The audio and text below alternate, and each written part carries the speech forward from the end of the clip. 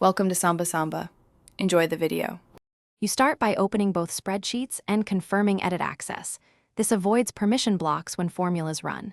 Name key ranges or standardize headers so you can reference them reliably. Once done, share the source sheet. Either add specific emails or set link access to anyone with the link. Make sure the source isn't restricted to your domain if recipients differ.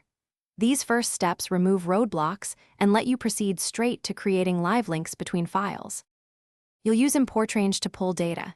Enter equals import range, spreadsheet URL, sheet 1, A1, C100. Then watch for the permission prompt and click Allow Access.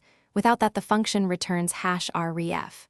Once linked, wrap import range with query or filter to import only rows you need, or use VLOOKUP to match keys across files. Make sure range addresses are absolute if you plan to copy formulas. This keeps links stable as you build. Finish by deciding how often you need updates. Import range refreshes automatically, but apps script with time-driven triggers can run transforms on a schedule. Use stable ID or timestamps to sync incremental changes and avoid circular references between the two files. If something breaks, first recheck sharing permissions and the exact spreadsheet URL string, then verify named ranges and sheet names. Finally, test with a small sample range so you.